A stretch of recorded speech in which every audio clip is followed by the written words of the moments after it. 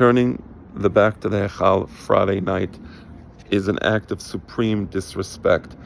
I want to explain why I oppose it completely.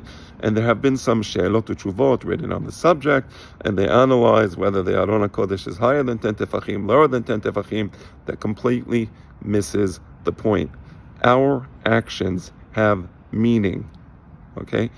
You can't divorce the action that a person does from the meaning that that action has, okay? So I want to explain to you something, and this is really important. So a person has the middle index finger of the hand. Bar Minan, let's say a goy was to enter the knis, and as they are taking the Sefer Torah out, he was to extend his middle index finger and point it towards Bar Minan, towards the Sefer Torah. Is there a halacha that says that it's forbidden to do that? Is there any halacha? Are we going to start analyzing, the height of the index finger, the height of the Sefer Torah? Where was he? Where was the Sefer Torah? How high it was? No, that would be ludicrous. I don't want to say it would be comical because it's tragic.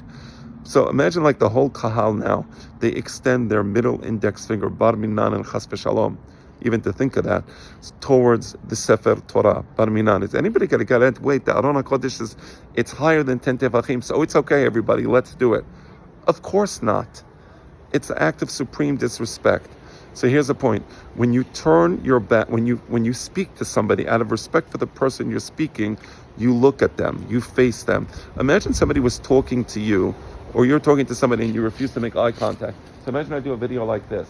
You would feel, look what is wrong with this person. He's disrespecting me. That's not the way to speak to people, right? So the actions we take have meaning, right? Now, in Jewish thinking, right? And by the way, the Gentiles also agreed with this. When you pray to God, you face the God that you're praying to. If you're to turn your back to, let's say in the case of Avodah Zarah, you turn your back to the Avodah Zarah, that's an act of disrespect to the Avodah Zarah. When the Jewish people in the days of Beit Rishon used to turn their back to the Hechal, and Yehezkel HaNavi criticizes them for that, it's because turning the back to the Hechal has a meaning. It means similar to extending the middle index finger in American society.